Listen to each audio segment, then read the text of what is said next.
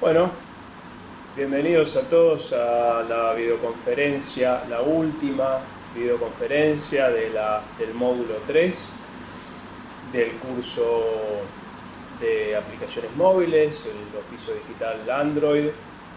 En este caso, para esta última clase, vamos a terminar de ver las últimas dos unidades del módulo.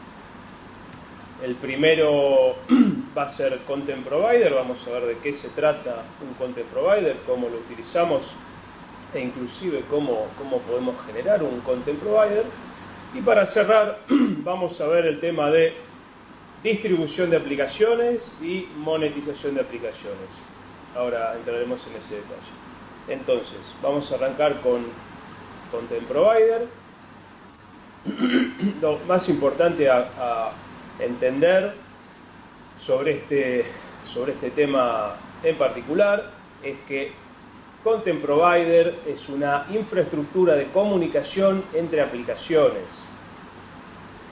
Funciona como una abstracción a los datos que nosotros podemos tener dentro de nuestra aplicación, pero el objetivo principal de un Content Provider es dejar a disposición información de esa aplicación para otras aplicaciones.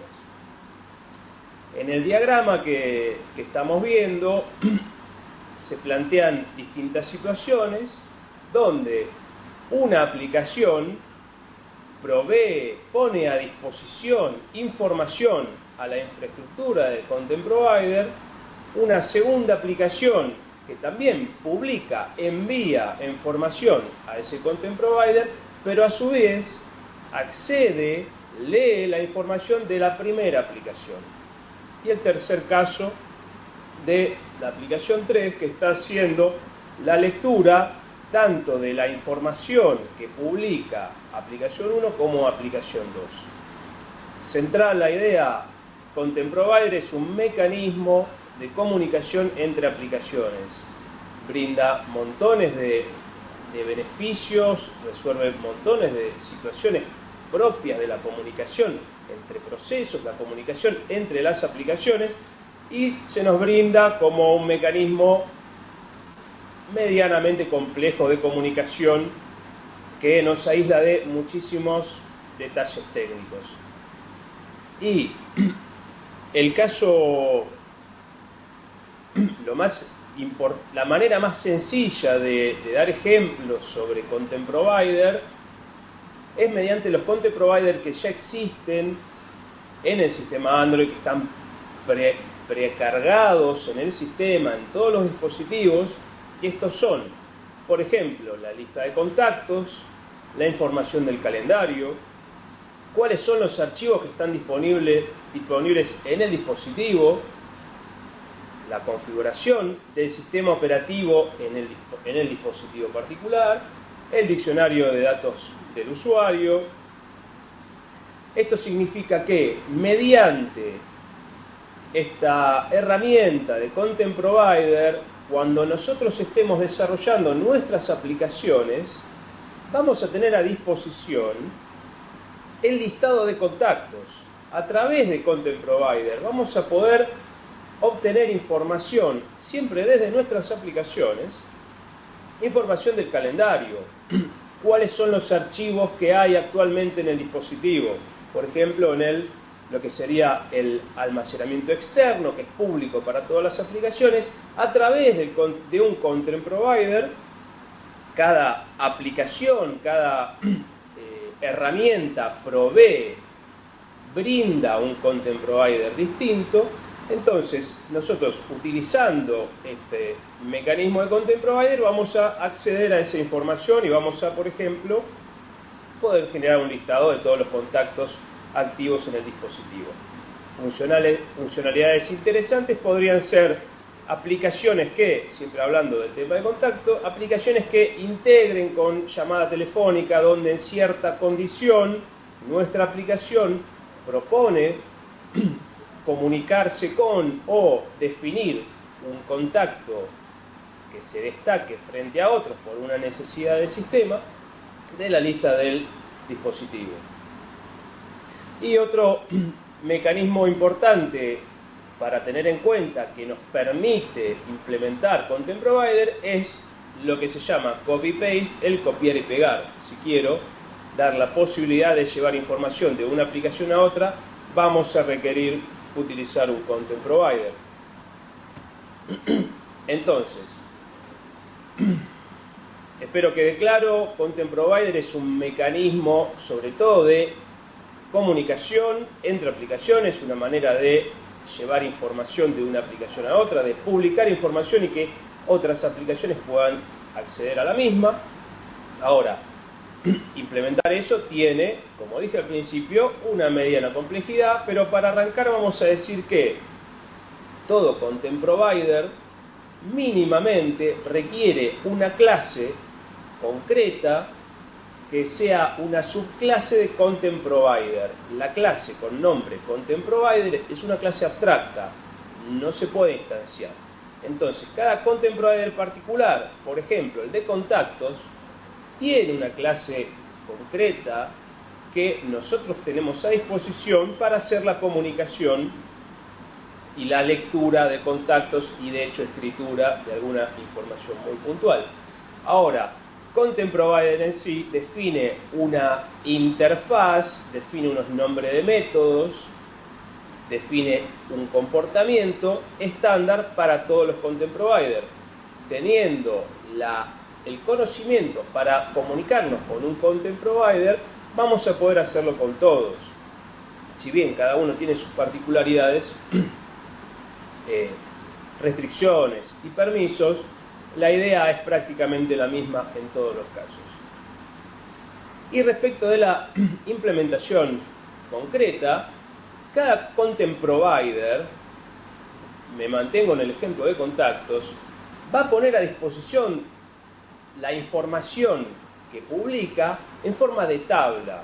En forma de tabla muy similar a las tablas que vimos en la unidad de persistencia en base de datos.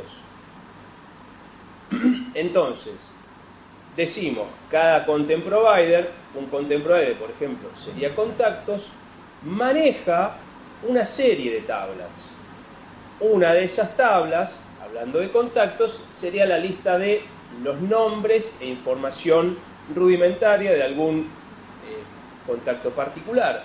Y podría tener otra tabla donde, por ejemplo, tenga almacenadas las imágenes que le corresponden a ese contacto.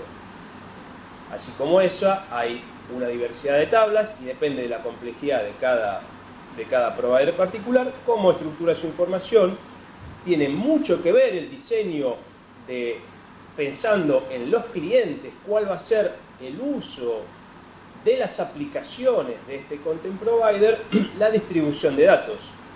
Dado que es muy probable que lo que interese sea los nombres de los contactos y los teléfonos, no es necesario tener en esa tabla, en esa estructura de datos, información adicional como ser, por ejemplo, cualquier foto que tenga vinculado ese contacto. Eso para dar un ejemplo muy específico. Y siguiendo con el caso de contactos, hay, entre otras tablas, esto es informativo porque resulta sumamente interesante que en sus aplicaciones puedan acceder a los contactos a través del Content Provider, hay tres tablas importantes que son la denominada Contacts, Contract, Contacts, el Raw Contacts y el Data. Cada uno tiene su información. El Data, por ejemplo, sirve para guardar las imágenes. Los contactos tienen información básica y el Raw Contact tiene información interna del manejo de contactos. Ahora, los providers también definen algunos permisos. En el caso de contactos en particular, hay tanto un permiso de lectura como de escritura. Read Contacts para la lectura, Write Contacts para la escritura. Vamos a recordar que los permisos se configuran en el archivo Android Manifest y con eso automáticamente nuestra aplicación a ojos del usuario va a pedir autorización al momento de instalar en base a los permisos que haya pedido.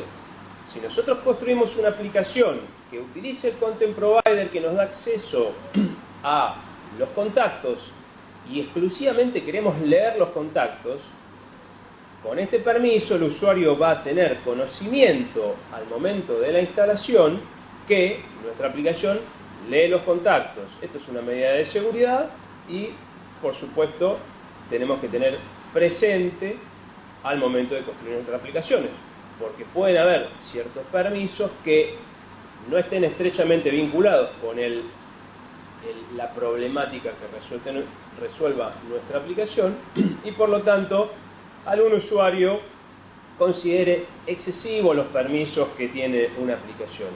Leer los contactos puede ser uno de ellos porque tiene que ver con la privacidad de cada usuario. Entonces, bueno, ¿cómo hacemos para comunicarnos con un Content Provider? Esto que estamos viendo es a nivel teórico.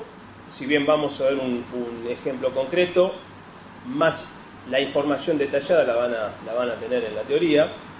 Pero bueno, volvamos. Para hacer uso de un Content Provider, vamos a utilizar otro objeto, una instancia del que se llama Content Resolver, y a través de ese Content Resolver nosotros vamos a lograr la comunicación efectiva con el provider.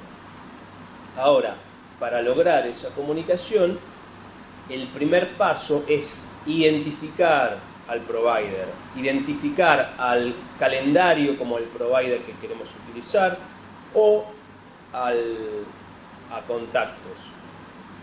Para eso, cada provider tiene un identificador. Ese identificador, conocido como URI, por sus siglas en inglés, establece un nombre que se utiliza a nivel de sistema operativo.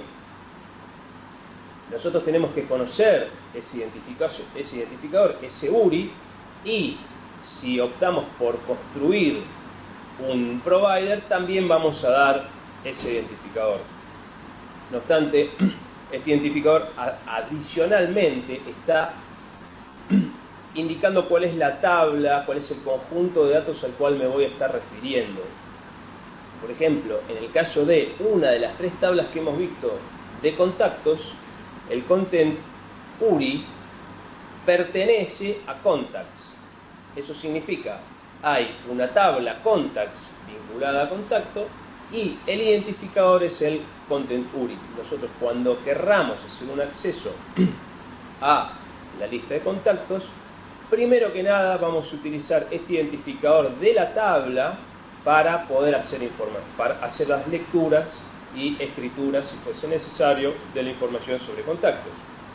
Entonces, sobre la implementación concreta para la lectura de información, Content Resolver lo que nos brinda es un método query, un método con el nombre query, al cual nosotros le vamos a enviar distintos parámetros, entre ellos el identificador de la tabla que tiene la información que corresponde al provider particular, y nos va a devolver una instancia de la clase cursor. La clase cursor, es interesante tenerlo presente, es exactamente la misma que se devuelve cuando nos comunicamos con una base de datos SQLite. El objeto es el mismo y por lo tanto el mecanismo de leer la información que esté dentro de ese cursor va a ser la misma, trabajando con el motor de base de datos SQLite que vimos en la última unidad. Vamos a tener la manera de hacer la lectura de datos de la información de cualquier Content Provider. Para refrescar un poco la memoria, el cursor no es otra cosa más que una manera de acceder a un conjunto de datos. El cursor referencia a uno de los elementos que están ordenados, refiere al primer elemento y movemos ese cursor por el resto de los elementos leyendo de cada uno la información que nos interesa. Si tenemos una tabla que tiene 3, 4 columnas, alguna de esas columnas puede tener un texto, por ejemplo el nombre de contacto, y otro podría tener un valor numérico, frente a cada posición del cursor, a cada elemento dentro del cursor, nosotros vamos a tener que extraer cada uno de esos elementos, extraer el texto de la columna de texto, extraer el valor numérico de la columna correspondiente de tipo numérico. Pero entonces, se define un content provider, ese content provider tiene que estar identificado, publica a través de constantes que están disponibles para las aplicaciones sus identificadores, y a través del content resolver vamos a poder leer la información utilizando el método query. Vamos a ver un ejemplo. Entonces, dijimos que el content resolver tiene este método query que es similar al método query de SQLite Database, de la clase SQLite Database, que representa una base de datos particular. Y el ejemplo concreto de lectura, en este caso lectura de los contactos, lo que hace es definir, vamos a ir línea por línea, se declara una constante contactos URI que tiene este identificador. Ese identificador se está tomando de una clase contacts. Esto es una clase que tiene una inner class que a su vez publica o presenta la constante content URI. Lo que nosotros tenemos que entender acá es que requerimos este identificador para que Android resuelva quién debe responder a la consulta que estamos haciendo. Luego se declaran otras variables: proyección, selección, argumentos de selección y un order by, un orden para aplicar a los resultados. Esta misma interfaz es la que, o muy similar, es la que se puede utilizar para obtener información de la base de datos. Y en este caso, la variable proyección, que tiene un array de strings, se está inicializando con lo que sería un solo nombre de columna. La tabla de contactos, llamada contacts, tiene una columna que se llama display name. Ese es el nombre y apellido, el nombre completo del contacto.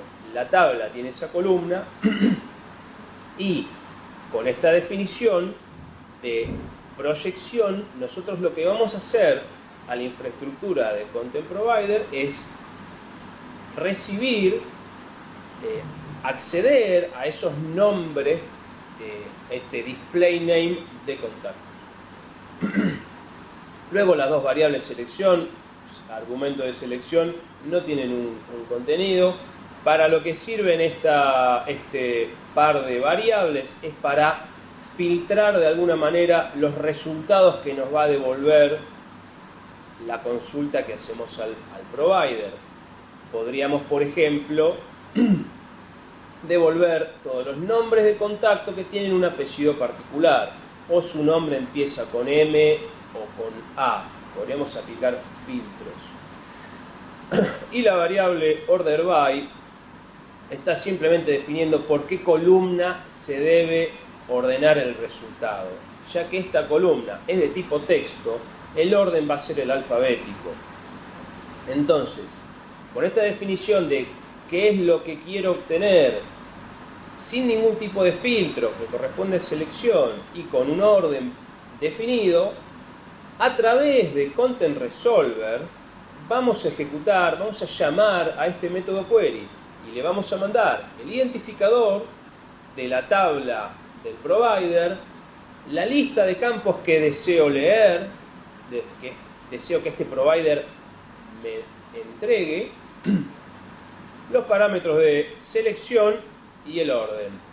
El método getContentResolver es un método que pertenece a una clase sumamente importante que la hemos visto desde el módulo 1, que es la clase context. La instancia context, que representa el contexto de ejecución de la aplicación, provee este getContentResolver, que nos da una instancia que nos permite acceder a todos los providers que estén disponibles para nuestra aplicación. Es por esto que se dice que Content Provider actúa como un repositorio central a nivel de sistema. Las aplicaciones se comunican con la infraestructura para conseguir cualquier tipo de provider. Si bien cada implementación resuelve por sí mismo cómo guarda la información, la aplicación que maneja los contactos resuelve cómo guarda esos contactos, si lo guarda en una base de datos, si lo guarda en un archivo. Eso es una problemática propia de cada provider, pero en lo que hace a las aplicaciones en general, el mecanismo es global y entramos desde, simula ser un repositorio central de datos, para el cual nosotros podemos conectarnos a cualquier provider y conseguir la información que cada uno publique. Y este método query nos devuelve esta instancia de cursor en la que ubicamos en la variable contactos, y de igual manera, como vimos en la unidad de persistencia, en la parte de base de datos de SQLite, nos vamos a mover al primer elemento y nos vamos a mover de esa manera hasta mientras tanto haya un elemento del cual hacer una extracción de datos, y se identifica un índice de columna dentro de este cursor y se obtiene la información particular. En este caso, bueno, el origen, el nombre de la columna que se debe utilizar para conseguir este índice, mediante el cual nosotros sabemos cuál es el número de columna para obtener ese dato, es contacts.contacts.displayName. Hay un pequeño error en la presentación. Y una vez que tenemos ese número de columna, puede ser la tercera, cuarta, quinta columna de la tabla, con ese valor nosotros podemos pedirle al cursor que nos dé, con un tipo de dato particular, en este caso un tipo de texto, el string, que nos devuelva el string contenido en ese número de columna. Entonces, simplemente el contactos.getString con ese número me va a dar el display name de cualquiera sea el contacto en el que el cursor esté ubicado. Recordemos, el cursor va del primero al último, según nosotros llamemos a este método moveToNext, y para cada uno, en este iterador, en este while, mientras haya un contacto del cual extraer información, vamos a tener ese nombre. En este código no se hace nada, se podría aprovechar o llevar a cualquier parte de la aplicación. En una aclaración, este código, así como está asumiendo que hay un context disponible. Esta llamada a getContentResolver, por ejemplo, funcionaría si se está ejecutando, se está realizando dentro de una activity. El activity provee este método, pero tengan presente que necesitan un context para hacer esta obtención de información. Bien, entonces vimos que hay un método query para leer la información. No obstante, también podemos hacer modificaciones a los content provider. De nuevo, cada content provider nos va a limitar o permitir la realización de este tipo de operaciones.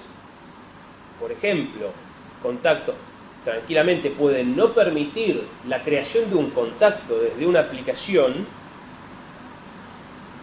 o no permitir la eliminación, y sin embargo el calendario sí lo habilita. De esta manera tenemos capacidad de construir aplicaciones que generen algún cambio en el calendario, pero tal vez, por definición del provider, por la implementación, no se pueda hacer la eliminación de un contacto. Ahora, para implementar estas operaciones de creación de un nuevo elemento, modificación de un elemento existente o eliminación de un elemento dentro del provider, los métodos son insert, update y delete respectivamente. El insert crea un nuevo elemento, el update modifica uno existente y el delete para eliminarlo. Y todos estos métodos están disponibles dentro de Content Resolver. Content Resolver a su vez se va a comunicar con los métodos correspondientes del Content Provider. Bien, entonces, a ver, por un lado está el uso de Content Provider, acceder a esto que estamos mencionando mucho, los contactos de la aplicación, es sumamente útil para muchas aplicaciones, pero por otro lado podemos crear nuestros propios Content Provider. Para eso la necesidad en términos de cómo venimos viendo si utiliza Content Provider sería de poner a disposición a otras aplicaciones información que genera nuestra aplicación.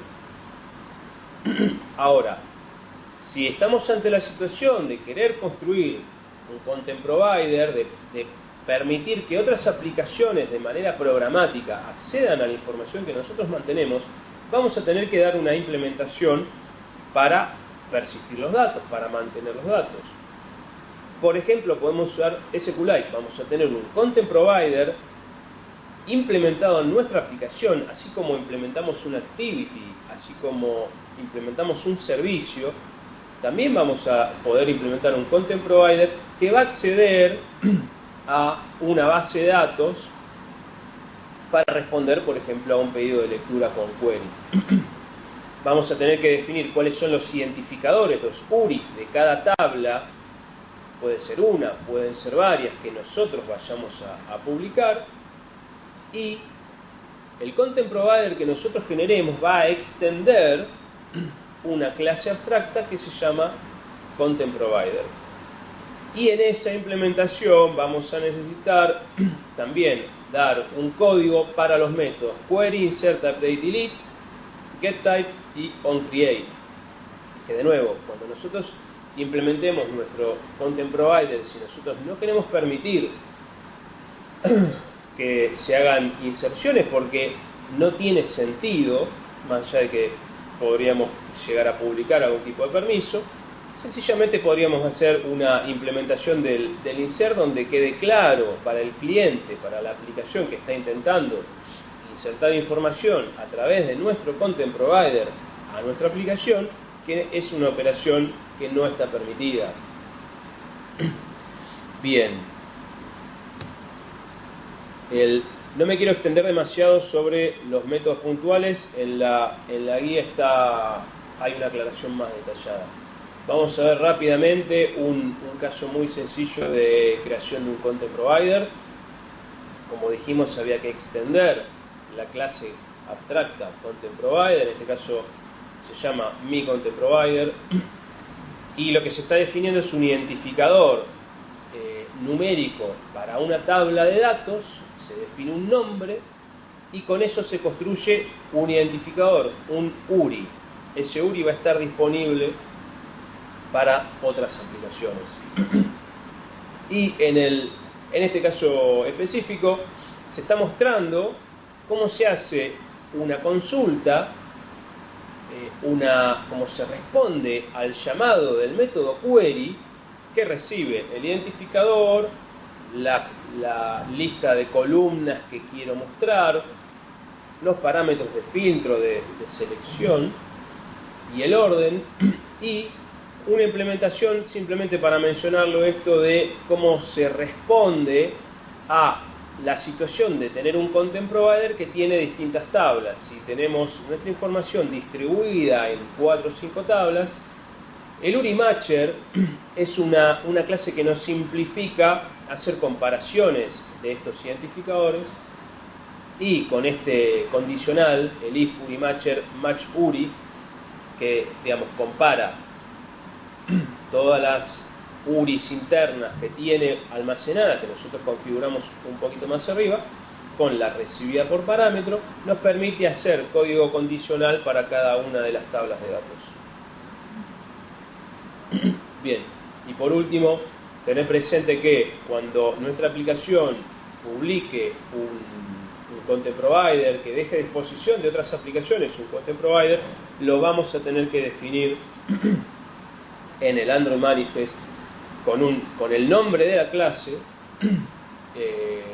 paquete y nombre de clase, y con la propiedad authorities cuáles son todas las tablas a las cuales el provider va a responder. Esta es la parte donde se hace la vinculación de los llamados a través del URI con el provider.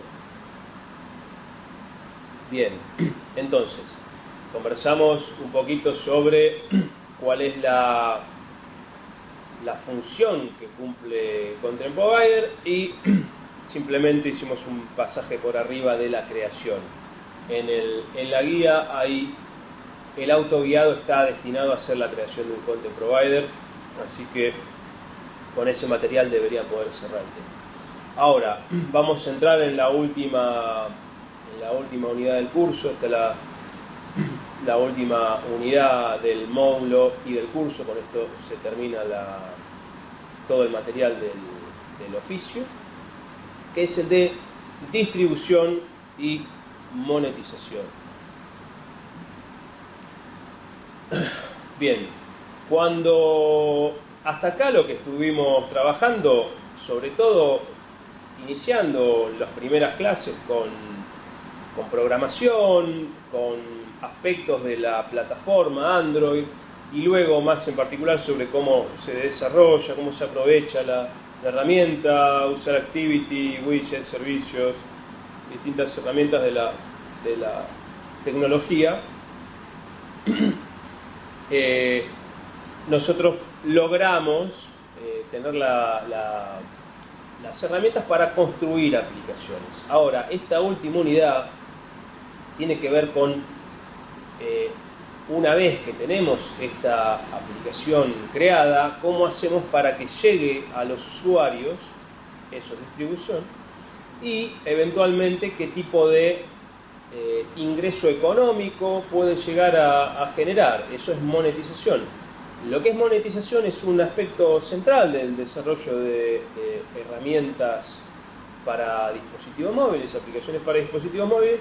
Entonces tiene mucho soporte dentro de todo lo que es la plataforma, la infraestructura y distintas herramientas. Pero bueno, arranquemos por el tema de distribución. Nuevamente, por distribución entendemos cómo hacemos para que nuestra aplicación llegue a los usuarios finales. La cuestión de distribución depende muchísimo del tipo de aplicación que estamos haciendo. Si pensamos en una aplicación que le puede servir a todo argentino, o inclusive que brinde algún tipo de ventaja, herramienta útil para todo el mundo, tranquilamente se puede implementar. Y tal vez como alternativa podamos estar ante la necesidad de resolver algo muy específico, por ejemplo, para una empresa particular, para un comercio, donde su objetivo no sea el uso masivo, sino que sea un uso privado. Entonces se pueden hacer aplicaciones que utilice una cantidad indefinida de gente, y otra que, por ejemplo, le permita a 5 sujetos que realizan una tarea específica dentro de un negocio particular, tener esta herramienta para simplificar, optimizar algún tipo de proceso. Por ejemplo, para dar un ejemplo particular, un laboratorio puede trabajar con un grupo de visitadores médicos, y el visitador médico podría utilizar una herramienta Android para llevar información sobre los medicamentos del laboratorio, tal vez llevar información sobre costos potenciales, etcétera, etcétera, pero no es algo pensado para uso masivo, sino que cumple las necesidades de una empresa o una organización particular. Esto, por supuesto, no tiene, se puede abrir inclusive al ámbito personal. Pero bueno, dentro de lo que es el uso masivo, que es el uso más interesante para explorar y de manera rápida, tal vez con una buena idea, llegar a un gran número de usuarios, se resuelve a través de lo que son tiendas de aplicaciones. La tienda de aplicación, toda persona que tiene un Android conoce y lo ha utilizado, lo que se llama el Play Store. El Play Store no es otra cosa más que una aplicación que viene preinstalada en los dispositivos Android, que nos da acceso a esta tienda de aplicaciones, que la tienda, por cierto, se llama Google Play. No obstante, Google Play es la tienda de mayor volumen de aplicaciones y uso. Existen otras tiendas como ser SlideMe o Android Pit. Hay una diversidad de alternativas. Pero bueno, veamos el caso particular, hablemos un poquito de Google Play. Hoy por hoy, esta tienda de aplicaciones tiene más de 1 millón de aplicaciones activas y en su historia lleva algo así como 50.000 millones de descargas. Esta plataforma presenta tanto aplicaciones gratuitas como aplicaciones pagas, aplicaciones por las cuales el usuario está obligado a ingresar su tarjeta de crédito o hacer algún tipo de transacción comercial para poder hacer la instalación de la herramienta. No obstante, hacer la aclaración de que la gran mayoría de las aplicaciones son gratuitas. No obstante, hay distintas modalidades a partir de las cuales dejan de ser gratuitas, que ahora lo vamos a charlar en breve. Ahora, el Google Play o el Play Store es en realidad mucho más que una tienda de aplicaciones. La realidad es que es una plataforma de comercialización de distintos productos, entre los cuales se incluyen las aplicaciones móviles Android. Pero la realidad que resulta no aplica para nuestro país es que Google Play permite hacer compra de revistas, de libros, se puede comprar música, películas, series de televisión. Es un mercado de venta general. Pero ¿qué ocurre? Tiene restricciones por región, por país. Entonces, hoy por hoy en Argentina lo que se puede hacer es publicar aplicaciones gratuitas y se pueden publicar aplicaciones con costo, y para usuarios finales se pueden hacer la adquisición de estas aplicaciones gratuitas y las aplicaciones pagas.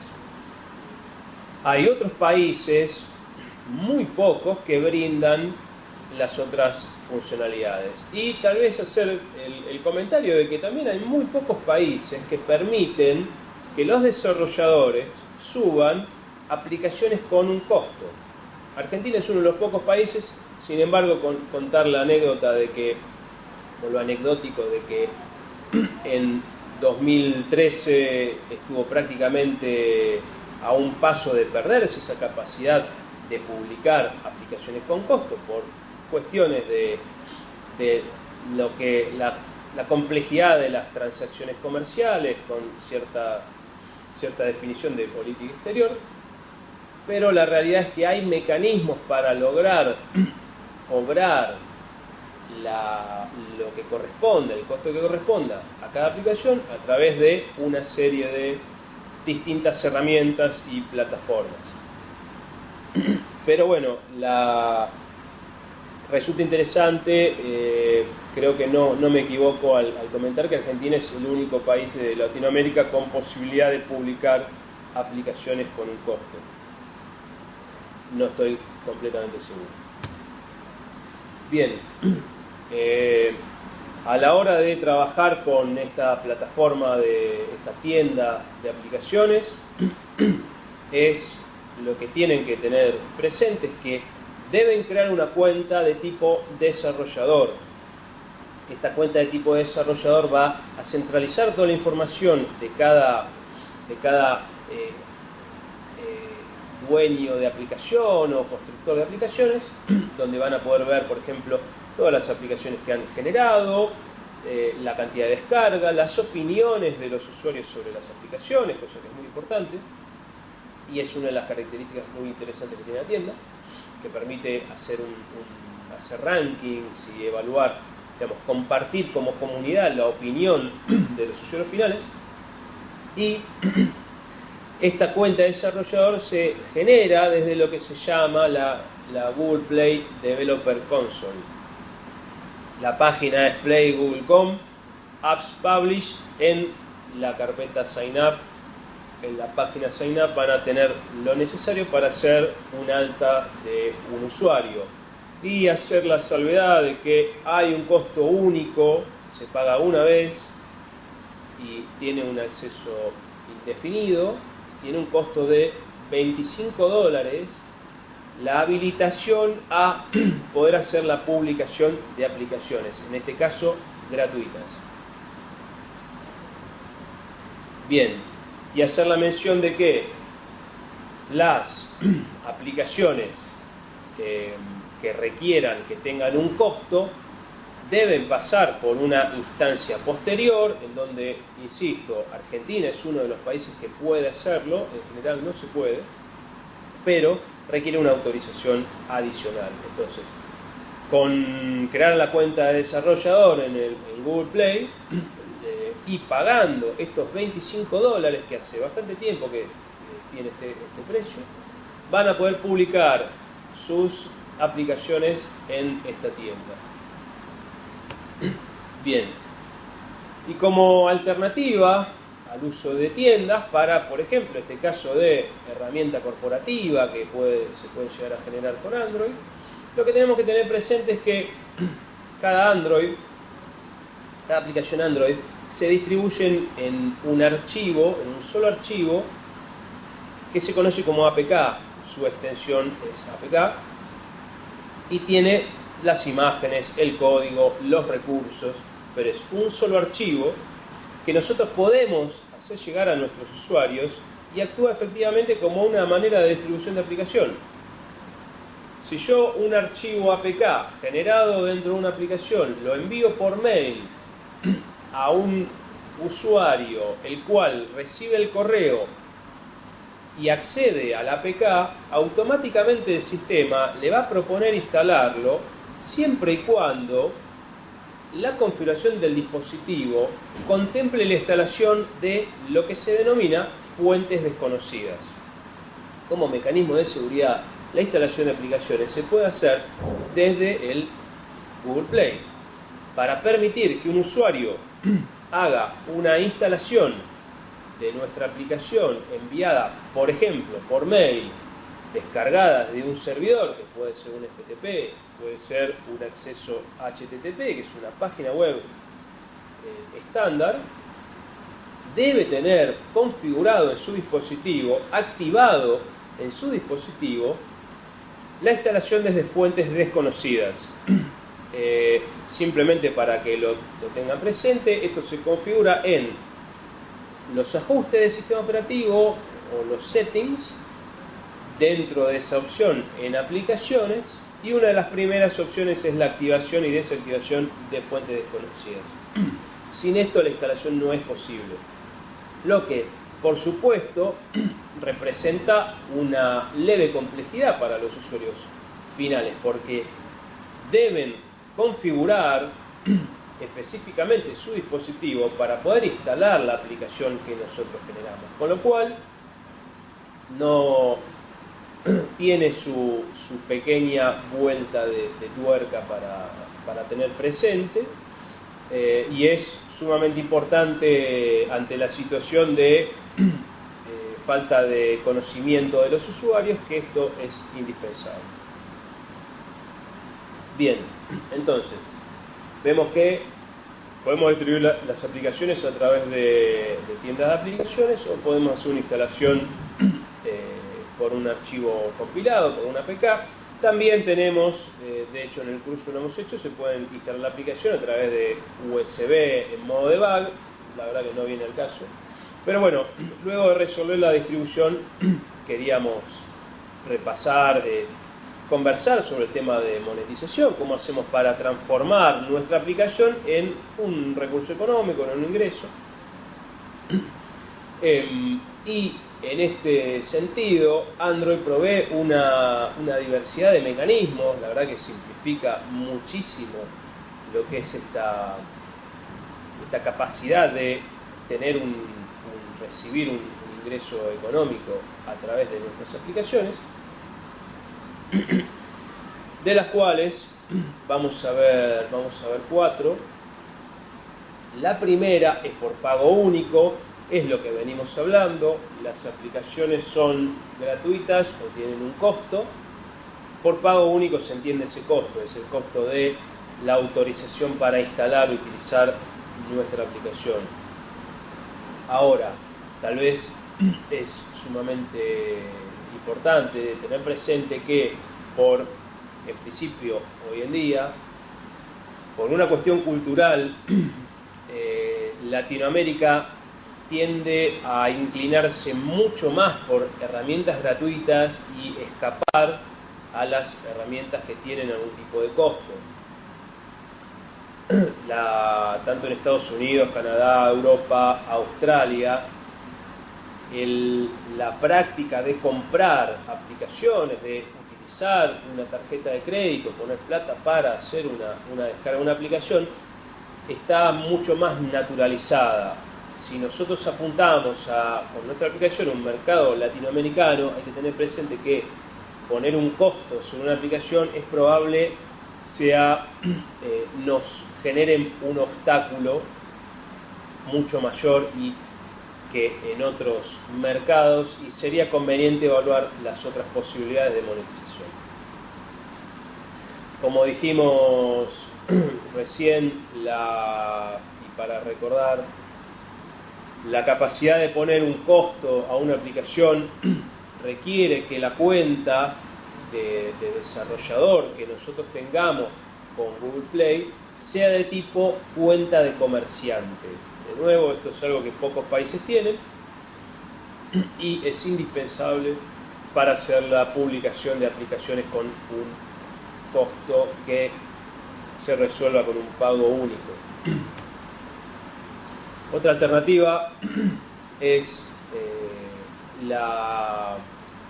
modelo de negocio, llamémoslo de esa manera, es el que se conoce como freemium, que sobre todo ganó visibilidad en el 2006, en la cual se propone dar dos ediciones, dos alternativas de un servicio, en este caso de nuestra aplicación, por el cual una versión tendría una funcionalidad mínima que no por eso deje de ser realmente útil, que sea gratuita y que actúe como presentación de una versión mucho más elaborada, con otro tipo de prestaciones, que tenga un costo. Esto simplemente es funciona como manera de promoción, una aplicación gratuita, al ser mucho más fácil de recibir usuarios interesados, construyen una reputación para la aplicación, demuestran que tiene algún tipo de sentido. Entonces es sumamente importante lo que son las opiniones de los usuarios, las cantidades de descargas, y esto habilita a pensar y funciona como una prueba de concepto de la utilidad de un servicio, y en base a eso se puede plantear versiones más elaboradas que tengan algún tipo de costo. Entonces, ocurre con aplicaciones gratuitas que reciben un grupo de usuarios fuerte, que se construye una comunidad, que requieren o piden cierto tipo de funcionalidad, por la cual, frente naturalmente al esfuerzo que se requiere para hacer esa aplicación, empieza a estar justificada la posibilidad de construir una edición alternativa, la edición premium de nuestra aplicación, para empezar a comercializar con algún tipo de costo. La tercera manera, el tercer modelo de monetización es el de uso de publicidades. Hay herramientas que nosotros podemos utilizar para integrarnos a redes publicitarias. Google tiene su red publicitaria, se llama AdMob, y lo que ocurre dentro del uso de cada red publicitaria es que hay distintas modalidades por las cuales se aprovecha y se usa la publicidad. Si en nuestra aplicación mostramos un banner, depende de la selección que hagamos, de la relación que tengamos con los anunciantes, será la utilidad, el uso que va a tener o el éxito que va a tener el uso de publicidades en nuestra aplicación. Estas alternativas de interacción, las típicas, son tres. La primera es costo por clic. Cada vez que un usuario, utilizando nuestra aplicación, ve una publicidad y hace un clic en esa publicidad, el anunciante, frente a una cantidad de clics o mismo un costo por cada clic, simplemente transfiere el costo que corresponde a la infraestructura de Google y queda a disposición del creador de la aplicación, del publicador de la aplicación. Entonces, se contabiliza por clic dentro del banner o la publicidad, la imagen de publicidad. Otra alternativa es el costo por impresiones, por cantidad de veces que se muestra la aplicación. Se maneja en unidades de 1000. Cada 1000 visualizaciones de una publicidad, el anunciante hace un abono particular.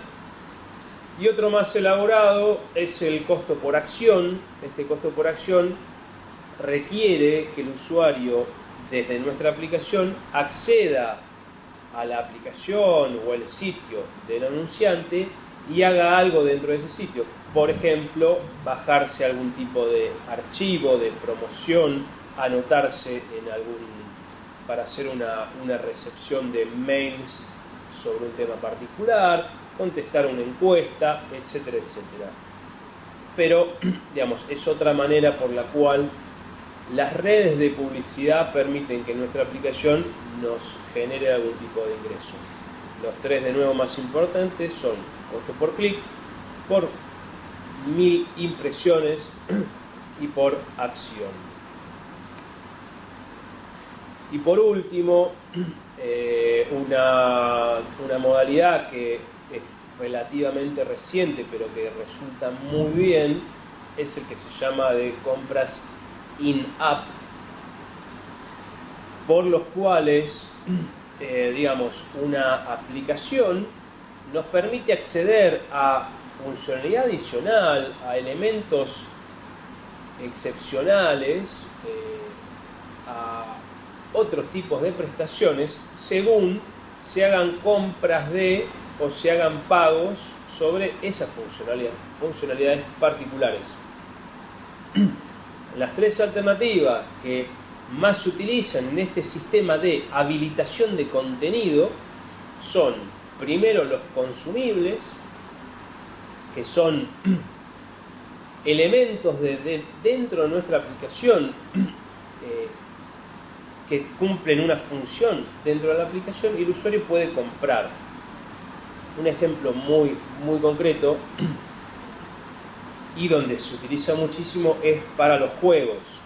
Los juegos presentan un escenario, un universo donde ocurren ciertas cosas y un consumible podría ser algún elemento que utilice un personaje principal, por ejemplo. Es algo que tiene un uso limitado, finito, por lo tanto se invita a un ingreso constante mediante, digamos, a través de dar al usuario una flexibilidad, una experiencia más rica. Muy similar es la alternativa de habilitaciones funcionales, por la cual no hablamos de un elemento propio del juego, en el caso de juegos, o algún acceso particular en otro tipo de aplicación, sino que ampliamos la funcionalidad disponible, habilitamos, extendemos la capacidad del usuario en el uso que hace de la aplicación. Por ejemplo, si hay una aplicación que permite trabajar con imágenes, este mecanismo de compras dentro de la aplicación podría permitir extender la cantidad, ampliar la cantidad de imágenes que se utilizan en una herramienta particular. Digamos, extiende, esto nos permite dar una funcionalidad básica que permite al usuario sentir cuál es la funcionalidad que se ofrece y ampliar esa capacidad de aplicación con algún pago específico. Y otra alternativa que también se utiliza mucho es la decorativa, mediante la cual el usuario paga para hacer algún tipo de personalización de la aplicación, que sobre todo tiene sentido en caso de que las aplicaciones funcionen en red, funcionen con otros usuarios, digamos, lo decorativo tiene bastante impacto en lo que son las relaciones entre distintos usuarios. Bien, bueno, entonces, la idea de la videoconferencia de hoy era conversar sobre el Content Provider, donde se dividen dos temas muy importantes. Por un lado, el acceso para lectura de Content Provider que ya existen, sobre todo más allá de que podamos hacer modificaciones, y por otro la creación de nuestros propios Content Providers. Y por último, los aspectos generales que hacen a la distribución de aplicaciones y a los sistemas de monetización, las alternativas que tenemos para generar un ingreso a través de las aplicaciones que nosotros generemos. Así que bueno, eso es todo. Con esto estamos finalizando el curso, el oficio Android de aplicaciones móviles. Esperamos que este recorrido realmente les sea de utilidad y ojalá, sobre todo esta última unidad de distribución y monetización, la terminen llevando adelante y les traiga buenas noticias. Bueno, eso es todo. Muchas gracias. Hasta luego.